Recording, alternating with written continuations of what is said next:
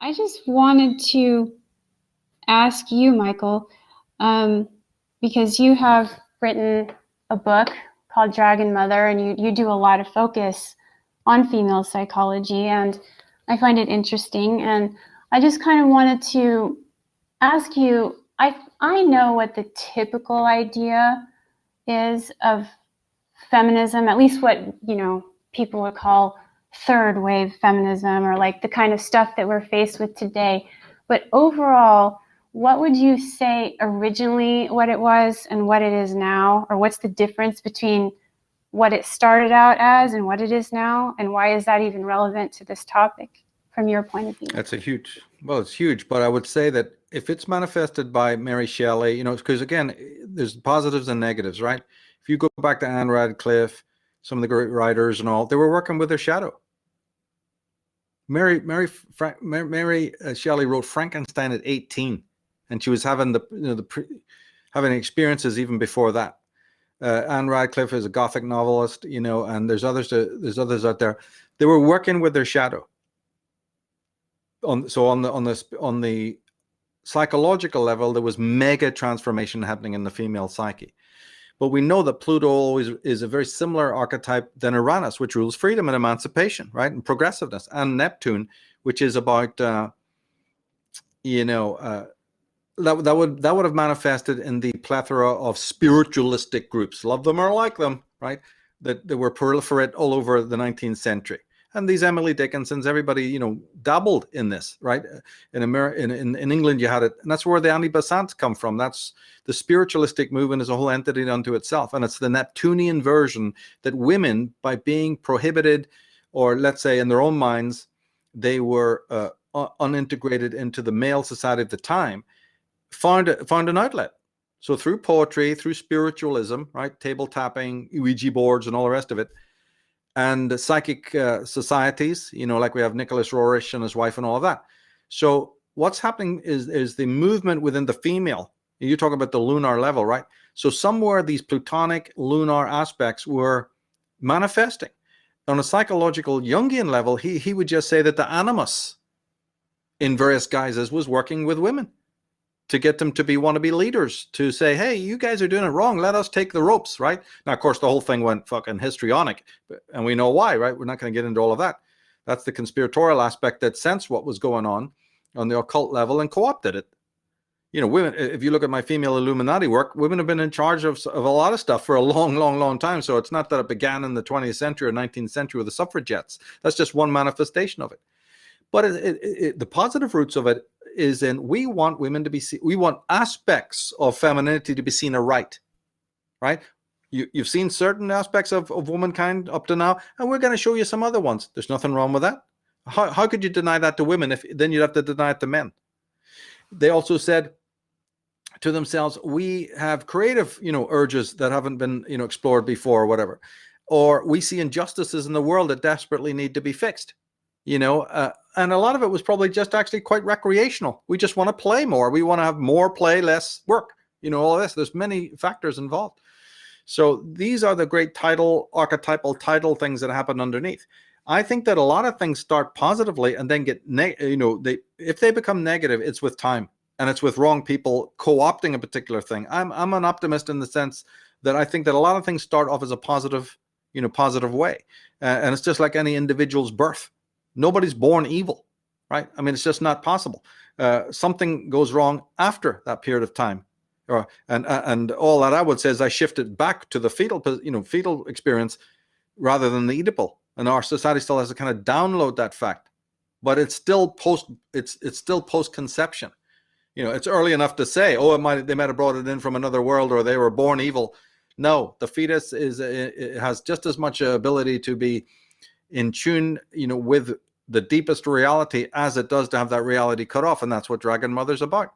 So then, if you pull back from the canvas, say we had to do this just as an experiment, and you pulled back as far as you could get, some more speculative aspect will say, well, in the greater journey of the female on the planet, like in a Yuga way, you would say, all right, they'd say this is all of this evolution. So the woman has to go through her own Persephone experience, and we're going to be doing this next week. The woman has to it's like the walker and the road, right? The walker can blame the road, but he's the one who would fall over on a straight path. When you deal with an archetype, it's your intention. All right, let's look at it this way. Every archetype, if there's 6 of them, there's 9 of them, there's 100 of them, it wouldn't matter what. They're bearing gifts. And you know them because they've arrived with a gift. You don't know them in themselves. You know them because they're bearing gifts. And they'll stick around until you take that gift from their hands. They never leave until you take the gift. Right? That's the thing. And if you don't take the gift, it's a snub, not only of the gift that they've borne, but the archetype itself. And usually it'll fuck with you now. It will return in a demonic form.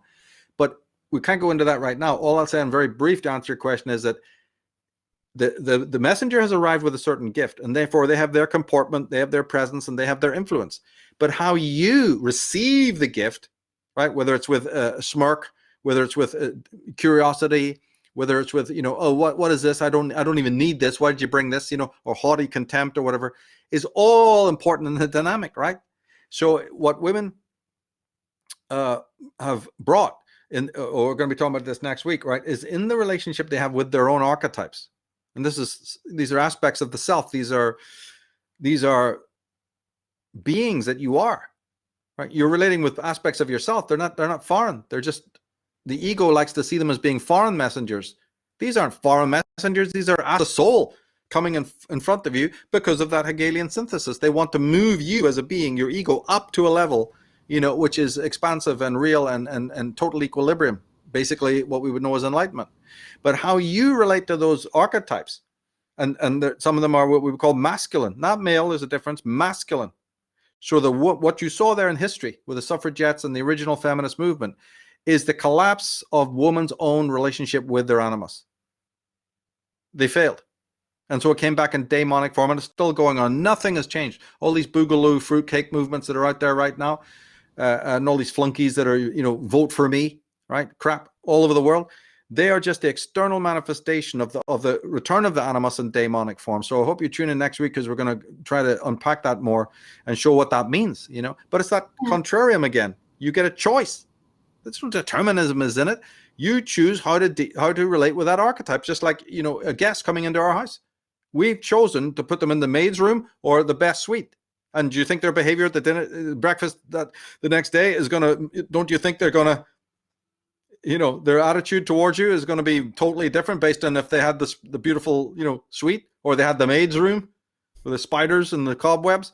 Of course, at breakfast over the freaking cornflakes, they're going to have a sour puss on them, based on that. So again, it's a highly specular relationship, and that has to be borne in mind with astrology, with psychology, with even sociology. But I'm personally will say it out loud. I think the thing started well enough, but it got banjaxed, by these monstrously evil people who work for the UN and these other orgs. They knew what was happening. They always do, because they're looking at the frickin' astrology. When you said earlier on that these billionaires use it, these controllers in the EU and the UN and these other shady orgs, these Nicholas Roerish types and all the types, the semi-mystics that they've hired, right? These Barbara Marx Hubbards and all, they actually know the astrology and they know what's coming. They're very high spiritualists and they know these social movements, and then they say, we got to co-opt that. We got to get our people in there. And we'll be talking about them as well as we go down through the weeks about who they frickin' are. I think people know their names already. And they banjax and sabotage a legitimate movement of the people towards spiritual development. Yeah, exactly. Yeah. I would have to say that I agree with what you said. Now, I have some thoughts on that if I may comment. There's the question I had.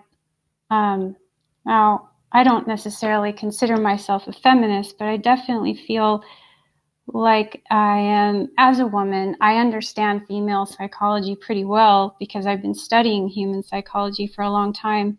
And I do think it's important to explore the shadow dimensions of both genders. And I think the biggest conflict, I don't know, Michael, if you consider me to be some kind of feminist or not, because I've done talks in the past about misogyny and things I've noticed in the media, not from what I would consider a feminist point of view, but the idea that with all of these MGTOW guys coming out complaining about women in a way that it's like now they're going to shirk their own responsibility and it's all a woman's fault all the time. I mean, you're talking about, in those instances, very specific types of women, that's not all women don't think like that. So to me, it's important to make that distinction in order that people understand that there's a lot of ignorance around psychology of both genders. And it's like, what do you call it? Dr. John Gray wrote this book, Men Are from Mars, Women Are from Venus. That whole thing is really important to understand. I think just knowing that without denigrating the other, but definitely not being afraid to explore the shadows. Yeah, he's a So, good guy. yeah. Yeah, he's a good guy. I met him, and we had a good talk and everything. And you're quite right. I like some things about MGTOW, but that's provisional. And I certainly see the negative, which is that these people are psychologically absolutely ignorant. And all that they are reacting to is some stereotypical image of woman, which was false from the start. So their image of female, these are chivalric men whose image of women was banjacks from the start. Go into this in Dragon Mother. And so I understand the reaction, but that's the best you can do? What you want is psychology, psychological insight. That will be good for women and it'll be good for you. Same thing I would give the advice to women. You need psychological insight into the male. That'll be good for the male and it'll be good for you. Once you leave consciousness at the door, well, right, okay, carry on, but I don't invest too much in it. And some things you find might be semi-interesting and relevant, but it's fool's gold. It's a fool's errand. Because man needs woman and woman needs man. And you can't do shadow work. Shadow work, as David said, is in the relationship. I pointed this out. The relationship is one of the greatest instances of shadow work, or the shadow, what we call the shadow, the plutonic aspect, starts appearing more in your relationships, more than it does even inside yourself. It does, it does manifest in other ways. But it seems that in what we call the phenomena, right, the real essence of the phenomena of what we call relationship, in every form and in all forms, the essence of why we're on this planet, to have a thing called relationship. That's because the shadow elements can manifest there, right? So the one who cuts off, I understand why they're doing it, so they get a breather, right? It's like saying, we don't want this influence anymore. There's a Luke Kelly song about that, Peggy Gordon, right, where he dreams of an island in which there's no women around. Just get a breather from them, all that, the rabbit. So there's that aspect of the male mind who wants to separate and just go, enough already. And in many ways, that's healthy, because all of us need to reset. I think somebody mentioned it earlier. There's a reset point where you have to come back to who you are, right? The introspection is all about, what do I feel about it? I've had all these influences. I've had all these other people's influences and says and commitments. Introspection is nothing more, right, than the returning to the setting of what you are, what your innermost heartfelt, comportment is, and then moving back out into the realm of influences. Now, we're living in an anti-introspective world, so everybody's permanently caught up in other people. And so what MGTOW is a pathetic attempt to try and separate from what their image of woman is. It's mostly inauthentic, yet it's understandable, right? And there's been other precedents for this as well, both on the domestic level and on the political level. So I'm a person who loves destruction and deconstruction. I'm okay with it. I'm okay with these plutonic forces. So when something stirs the pot, new stuff will come out. Like you saying that you like to do things on odd days, that maybe, walk under the ladder just to see, what falls in your head.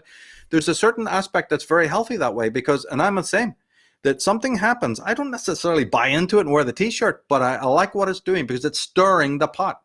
And that's plutonic. Pluto and the archetypes are tricksters, and the shadows are trickster, and and the sort of there's a trickster element of Uranus, and I think there's a trickster element of Pluto very much, and it's just like looking under the paving stone to see what we can find. So MGTOW to me is nothing more than that. Can I interject though that I just noticed that a lot of men who are in a MGTOW seem to be attracted to your work, as though they are maybe misunderstanding some of the things you're saying, like taking it very literal as to be like, yeah, women suck. Yeah, let's just have a good time and live the life and take care of ourselves now. And it doesn't really seem like a balanced perspective in that sense, because I listen to your work, and when I listen to the words coming out of your mouth, it seems to make sense, right? But then why are all these men gathering around and they have this totally different understanding of your work? Because it Well, seems kind of, yeah, like there's a conflict because there. they're lost in the fucking storm. They're the freaking freshman level of female psychology. And so I'm hoping that the ones who come around, I'm not responsible for their motives, but if they come around, they might learn something. You see, you're calling them MGTOW coming around. I look at them as just men coming around. And if men come around and learn what I'm doing, MGTOW will mean nothing to them because they'll have suddenly seen the light. That it's their imperfections that brought the kind of women to them that, kicked their heads in, right? And did deceptive things or hurt them or whatever. And this is on both sides. And so this mud level that everyone's on, where it's just political reaction and forming a movement and all, that's all fine and dandy, right? And it's understandable, but that's moving a furniture around on the fucking Titanic. That's not going to change anything. My books are to change the whole psychological dynamics and putting up mirrors of taboo subjects. You know what I mean? And women are the focus of this because I believe this in a strange paradoxical way. Women were meant to write the book I wrote. Women are the ones who's honor bound now to change the way things are, and they've let that go down. Women are the I ones to agree. be the psychologists. In I fact, I've even agree. said, I can't remember where it was. We said probably in one of the premiums or podcasts that, oh, it's a call to arms, right in the Dragon Mother book. I think I end with that, a call to arms saying, girls, it's for you to pick up the slack. This is your hallmark. This is what you're for, is to bring up your children at the very least to admire men and to not create these fucking dynamics and not to live in envy and all of the other stuff that I go into, in the book. It's partly women to fix the problem. MGTOW is okay, interesting, but men are not the ones to fix the problem. It's the problems are in the female psyche. Yeah, I That's think what the you're book is right. about. Yeah, I totally agree. And that might I add, and I consider myself actually already automatically one of those women that is, here to help empower women and not just to admire men, but I admire other women too. I admire men, women. I want to look at people from a fair, maybe that's the Libra aspect of myself, but coming from an aspect of what are their merits, you know, and I really think that that's an important thing. And definitely, I mean, the thing is, yeah, I think it's true. Women tend to, as the nurturers by nature, they, since they're not as physically strong as men, they tend to exert their strength in other ways, right? For better or for worse. And so my whole thing is to understand my psychology and help other women to understand their psychology in a way that helps them to feel empowered and realize, like, that we don't have to be enemies here. Like, we should help, there should be sisterhood, or at least self-empowerment. It's like, whether you're an introvert or an extrovert, that's a whole different story, right? But it's just, to me, I guess what's really important is that I'm not talking about equality in this kind of socialist way. When I say equality, I'm actually talking about what's fair. It's really coming down to the merits of the person, right? And giving a fair analysis of the people. And I would love to be able to interject, or have some say in the matter. I already do that. When I talk about psychology and female psychology, you're right. Women should have been doing this, but I think a lot of times what happened is, because of, well, so many different reasons, women's input. Uh, it's like the wrong ones got promoted. It just went south. The ones that were Well, super fanatical. Yeah. that's basically it. That is basically it. They wrote the books. They helped script a type of modern world, programmed by their freaking Jacques Derridas and their feminism is basically the form of programming that they had. What Trying to be Dragon Mother men. and Adult, trying to be working with the Animus is the psychological way I like to put it. But what Dragon Mother contains and what adultism contain is what women should have been up to. I have presumption enough to say, I think here, it's just an opinion. I'm not, twisting anybody's arm to believe it. But what got derailed with the kind of feminism that we knew is presented in the book, drawing upon women like Alice Miller and Melanie Klein and all the people that are. So, I'm trying to be balanced to say, hey, girls, this is what I think should have been, and you can take it up and see if it works or not. Like next week, what we'll be doing is coming at it in another angle. When I talk about women dealing with their archetypes, and we'll go into this in as much depth as we can, but you can't even get to do any archetypal work, let alone shadow work, if you've lost the dragon fight. And the dragon fight is the daughter's relationship with her mother. So, because the mother has colored the male world for the daughter, and the animus is the masculine and the male world within her. So how can you possibly do any inner masculine Jungian animus work if that what you know as an animus, your mother's had it done, it tore to shreds, and that the daughters understand it, which means forget about external men. Her relationship with her own inner male, her own inner masculine, is banjaxed thanks to the dragon fight. So that's like had to lay the groundwork to show that the dragon fight is the common denominator. That's the concrete, that's not the right word, the soil from which either weeds will grow, or incredible blooms, right? And then you get to that's already the sort of soil from which all these other archetypal encounters and actions, are going to manifest. So that's where it comes back to the woman again. Mother, if you brought up your daughter to have a negative relationship with her animus, well, then we're going to have these loons, right? And these, fruitcakes and flunkies running around in the political arena trying to rebalance themselves. And then they're off kilter. So now we got MGTOW, which is another, the whole thing is gone. It's like it's Alice in Wonderland's kitchen, and tomorrow we'll have something else. So I'm looking at all that phenomenon going, but I'm trying to find its root. How did all of this stuff get derailed? And, how did the wheel come off in the first place? And that's what those books are about. And we'll be looking at it in another way, next week. I think it's really important work, if I may say one more thing about that. Sure. For the most part, with a few little things I disagree with in your book, I agree with the basic ideas. And I think the thing that for me that's missing is the whole piece about how women have been demonized as well, like the whole witch burning thing, the whole the time of the Inquisitions. Whether or not people practice witchcraft or not, that's a whole different thing. But how the old ways of being connected with the earth, it's like there's been this kind of disconnect with that whole aspect of feminine psychology, or female psychology, I should say.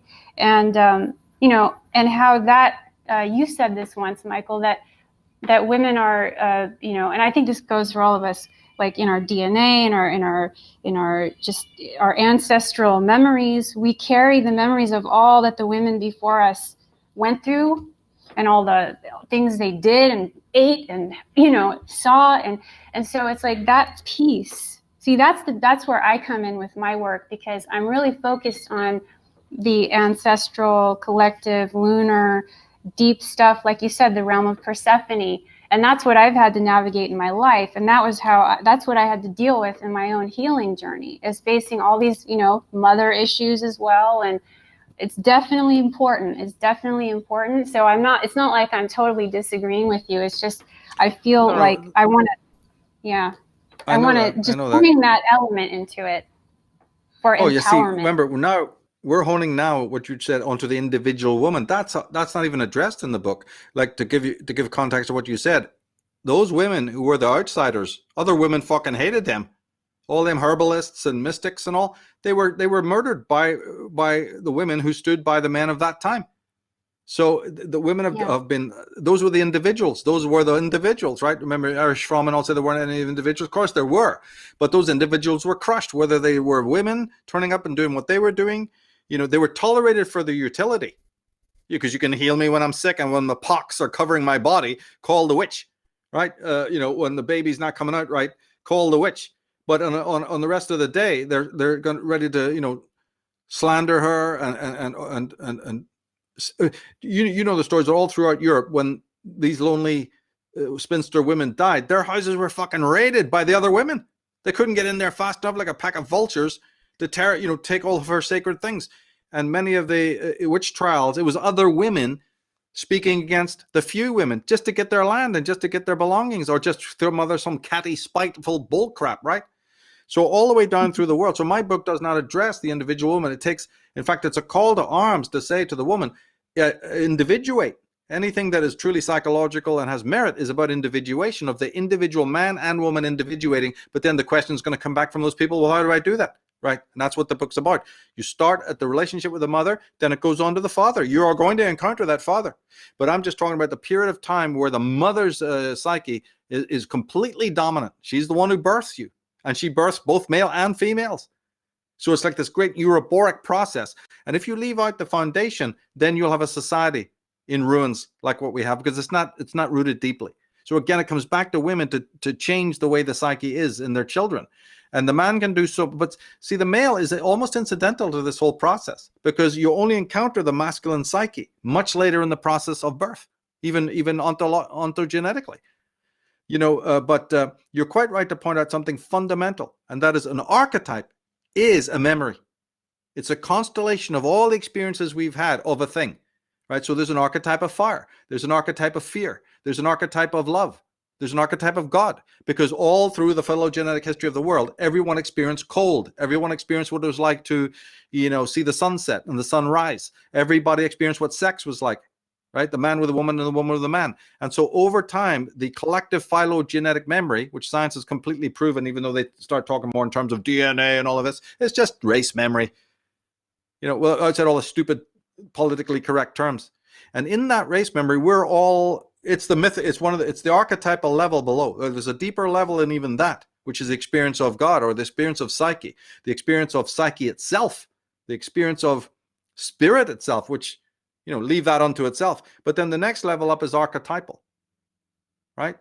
Mythic, as Joseph Campbell and others would call it. That's the phylogenetic history of all experience. Everybody knew what it was experienced to be hungry. Everybody knew what it was experienced to feel the wind in their hair when they rode a horse or whatever, right? So there's millions of these experiences. But even out of those experiences come the ones that are extremely important, that all people at all time and all races, all castes, whether you're rich or poor, experienced. Motherhood, right? What was a mother? What was the father? What was sibling rivalry, right? What is God? What is mystery, right? What is beauty, right? So all of these things are experienced, and that's what art is all about. So I come at things, trying to update where we are with that experience. Where we're right now is critical, because we may have had centuries of those kinds of experiences, but special things are happening right now in our time that could completely erase the whole of civilization. And women who are not are the ones who should have been preserving civilization. Man creates, women preserves. And I'm just generalizing there, because there's women who create as well. But the thing is that the preservation of, and in the tarot, it's the Hierophant, which is run by Venus, right? So that's a female archetype as well, and the Empress as well. So when this preservation aspect gets lost, it doesn't matter what was built, right? If I'm putting in the library, and I think there's stuff on the shelves back there gathering dust, but no, somebody's been, burning it to keep their hands warm. Oh my God, when I go back there, there's nothing there. What have you guys been doing? Well, you see, this is the thing. Where are the archivists? The woman who brings up her child must, in her own self-conversation, carry the nucleus of the civilization in her being. It's not something that's articulated by the male. Well, sit down, son, like in Conan the Barbarian, and he starts explaining the secret of steel. The woman is meant to communicate the secret of a universe non-verbally, in a completely empathic way, to transmit to the child. If that's not happening because she's voided with some other idiotic conversation or just a complete nonce, fucking hell, do you realize what that means for the fetus and for the growing child? And then even though it meets the male consciousness down the line, the male consciousness is not enough. It might stabilize a little bit, but you'll get MGTOW out of that because it's overdone it, right? The stick is put in to, stabilize, but it's made of iron. It has no flexibility. Oh, women are bitches. Sure, that's all you need to know. They're tigresses. Brilliant. Can we move on now to the second page? That's all I'm doing, I think I appreciate that clarification. There's definitely a lot of important points around that, and I guess we'll say where I come in is just what I still maintain is that is true, that women are the carriers, but in some cases it's not their fault that they lost it. There was a lot of destruction, a lot of pillaging and raping and genocide that happened, and that has to be taken into consideration here. It just cannot be excluded. It's irrefutable that has had an influence, and that one gender. But you're missing the point. I don't blame either. You're missing the point. The men who did all those things that you're talking about, right? The criminal history of mankind, which I certainly never have shown that I doubt, they were all born of women. So the root ontological premise here is that a man who goes around to destroy, and I've made this clear in so many of the articles and books, the man who goes around to be pathological, it all still boils down to his relationship with his mother. There's no way around it. And Well, I but didn't I will say say that I don't ask people to believe that. They have to think about that yeah. for themselves. I didn't miss the point. I just see it from a different point of view, but I appreciate your point of view. So I do Well, and appreciate the clarification. yeah, it's good. And I just wanted to add one more thing in here just about Michael's work. And this could be for any of our members listening as well. That if you go back, you can watch well, we go through Path of the Fool. You could go into Brotherhood of Death. You could go into the divination and the goddess tradition. And you can see Michael did an entire encapsulation of the positive sides of the female and the history of the female. And you even did, Michael, in divination and goddess tradition. You did cover the whole idea of the witch burnings and the horrors of the church, and laid at the feet of religion, and brought out the positive cults that came out of the ancient world, the feminine cults. Even in Female Illuminati, there's a whole section in there about like the presentation that you did, which you can catch on Premium, is a whole section about the suffix and the positive female. And what I want to know, Yerevan, is if you're asking that question, because I've had other women ask this question, we'll say, well, hey, if you're in there critiquing female psychology or looking at modern feminism and what's happening, aren't you going to attract negative males that are just going to jump on that and misinterpret it? First of all, any author, no matter what you write about, you're going to attract lice, okay? And second, would you then admit that it could be the same dynamic happening when you have how many psychotic women coming to see divination and goddess tradition and go, oh, well, yeah, I guess that means that I'm the shit, and men are like, they could misinterpret that on the other way as well. So if you have someone like Michael, I've just known him for a long time and I've looked at his work, and you see that, Michael, you've always gone through and covered all of it. You like even the Brotherhood of Death. You went into the male psychopaths that are, the negative hierarchies, the evil that's been done. Is that not enough? Is that, so now when you come and you say, well, let's take a look. We've done that chapter 17 times. Now, when we take a look at this in the present time, when we have a malignant form of feminism and an over hyper feminization of society happening, we should maybe look at female psychology. And why is it then that we have this problem where many, many women, not all, but for some reason it's poisoned the culture, do not want to look at psychology, whether you pull them kicking and screaming into it? I'm not saying that's you or anybody. I'm just saying that means that this is a subject worth covering, because we are looking at the meltdown of civilization. And also when it comes to torturing and raping and genocide and murder, that's something that human beings have experienced in history. Okay, and we can go and play I blame agree. game Olympics, and we can do all of that. It's the same discussion with races. Everybody's like, oh, our race was enslaved more than your race, and you just go, look, we could play this all back and forth. This is a human dynamic that's happening, and the reason it's happening, whether it's in men, women, or this race or that race, boils down to psychology, and there's a lot more factors at play than just, oh, it's men, it's women, it's this, it's that. And anybody David, that's looked at the whole work would be able to exactly. understand that's what Michael's done with his work. Sorry. I just wanted to say that that's exactly my point, though. My point is that it cannot be just blamed on one gender, one race, one anything, because it's like, it's a big mess.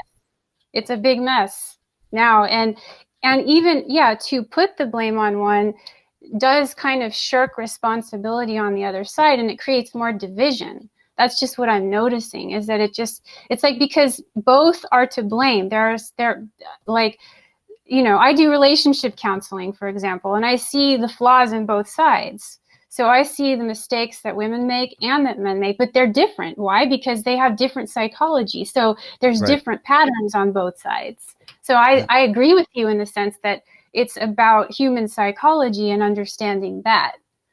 So, that I definitely agree. And I respect Michael's work. My gosh, you did a lot of work over the years. So it's not that I'm just throwing everything out or saying that I disagree with everything. It's just there's certain things that I just have a different point of view about, but that's okay. Because if we all looked at things in the same way, it would be boring. Absolutely. I welcome it. I totally welcome this, because I've learned from women more than you can imagine to lead me to study female psychology in the first place.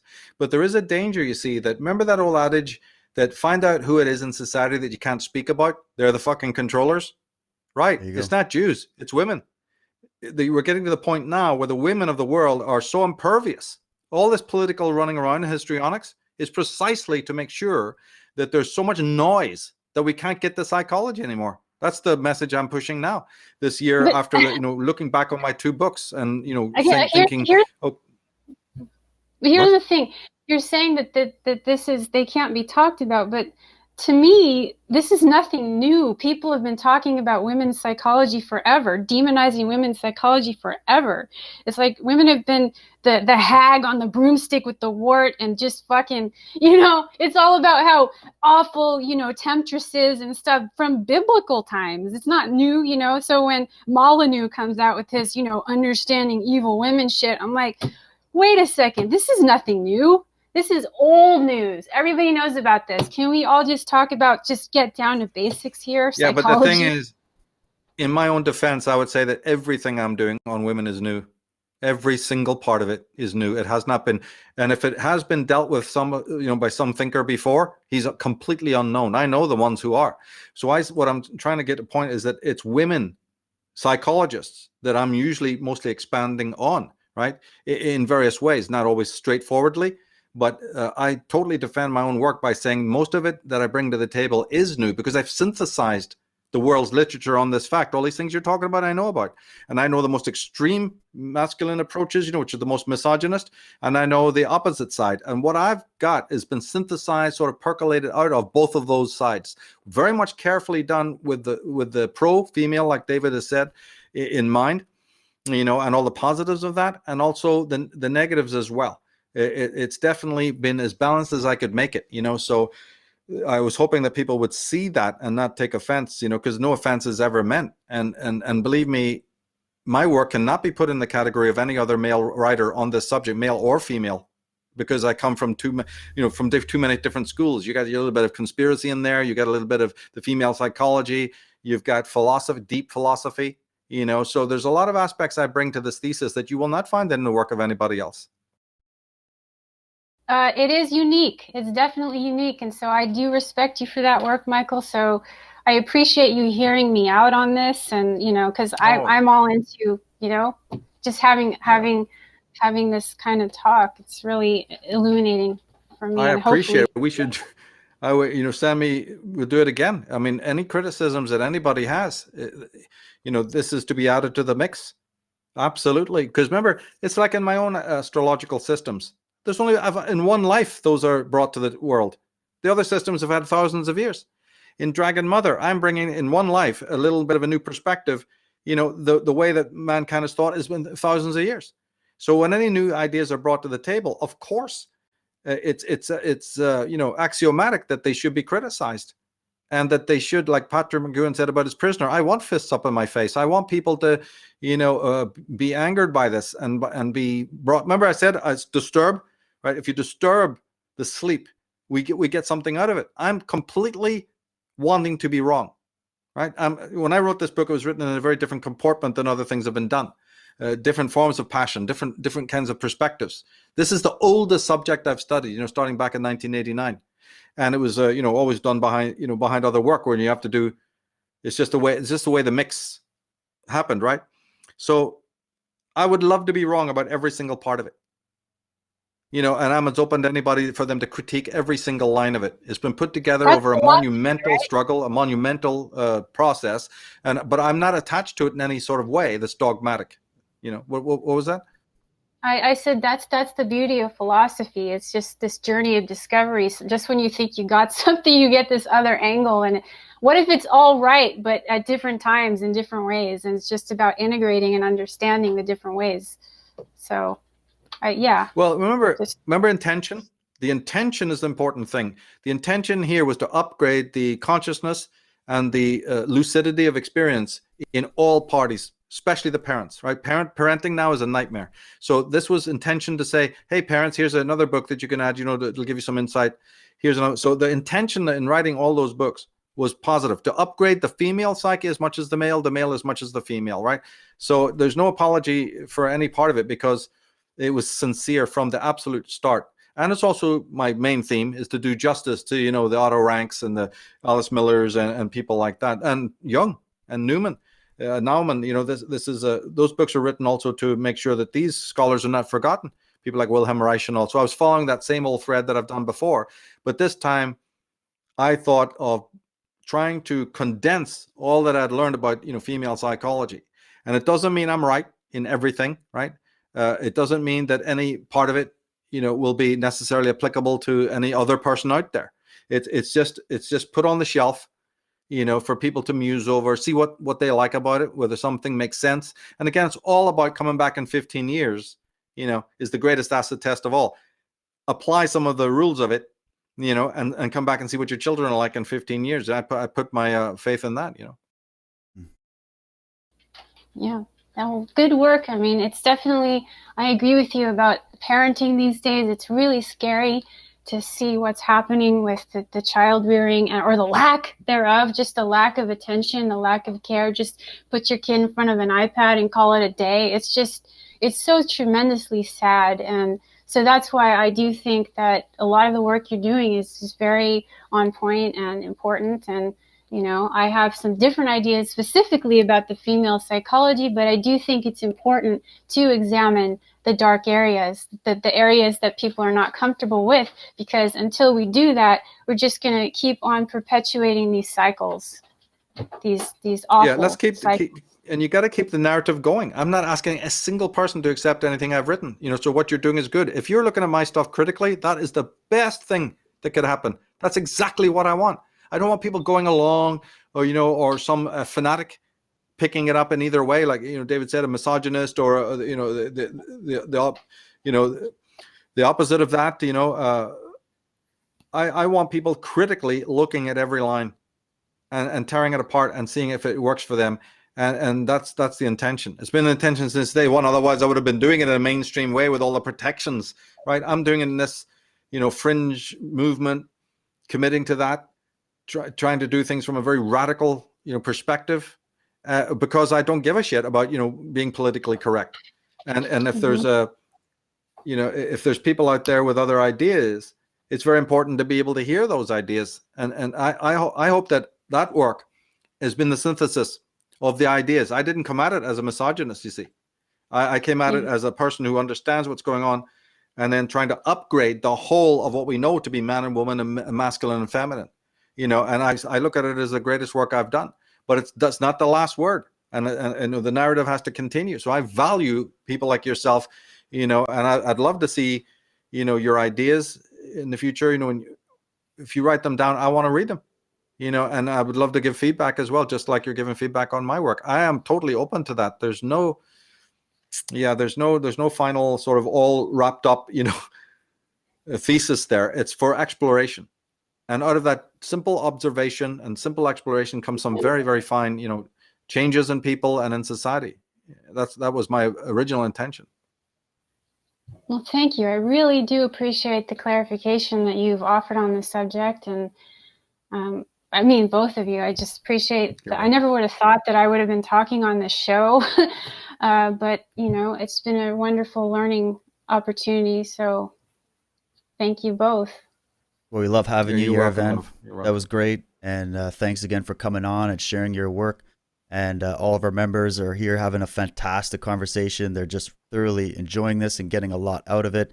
I think this is extremely valuable. I come from a martial art tradition where I scrap on a weekly basis with my best friends, and we knock each other around, and then we go out and we have some beers, and we all learn something about ourselves. And I think when you come to philosophy and deep subjects and trying to pierce the dark heart of the world and the good and the bad and the ugly and juggle it all and try to find out the truth out of the lies, if you're not uncomfortable from time to time or willing to engage in some productive discussion from opposite points of view, you're not going anywhere. And I think people are far too comfortable today. And, so I think this is very valuable. So thanks to you both.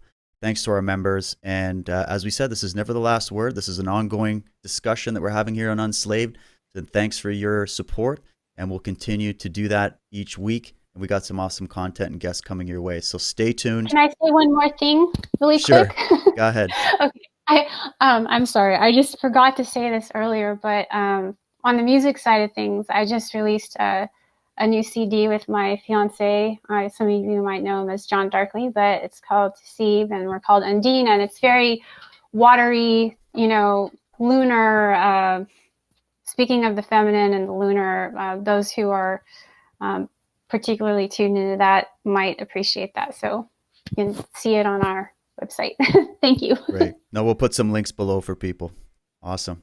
All right. Well, that's all, folks. Thanks for tuning in, and we'll catch you next week back here on Unslaved. Cheers.